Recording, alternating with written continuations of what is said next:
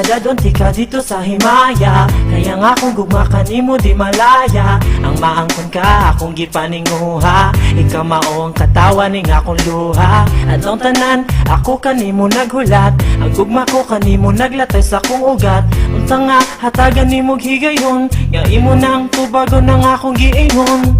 Para nimo itugyan ko ang tanan. Dawata lang ning gugma ko kay nagpaabot ra ko. Naghuwat nga dawaton mo. Kining gugma nga gipatining kasing-kasing.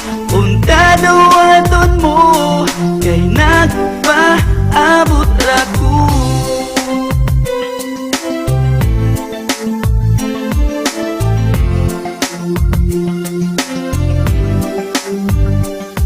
Sa pagdagag sa panahon nga naglakaw ang mga adlaw, nilabay ang katuigan, gipaabot ko ikaw ning kalibutan kung layo ka na. Grabe na kami nga may pasigurog kalag ko kay pwede pa kong muduaw. Labas pa ni panumduman ang ato ang panaguban. Pabuton gihapon ti ka bisag daghan ako og uban. Dihang ikaw bipalayuan dughan naghuot, nag-abot ang akong luha buo sipunog singot. Para nimo itugyan ko ang tanan. Dawata lang ning gugma ko kay nagpaabot ra ko. Naghuwat nga dawaton mo.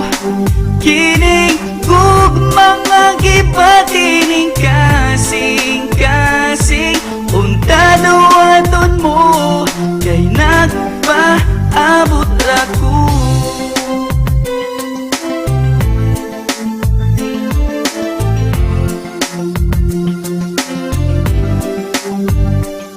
Akong napanayag ang gugma ko kay mura kag si Marian. Wako'y paki kung sa una dahil ikaw kay nasisaryan. Pila pa ba katuig nga angay kong huwaton. Dili pa ba ikaw akong itsura. Pare mong daw ako naniguro pa. Baka nga wala kay karibal. Hala, tawga ang NBI og ipa-imbestigar inday. Hapit na kong malibat sa sigi og hinuwat. Sa mga tamis mo tubaganos ako makadawa.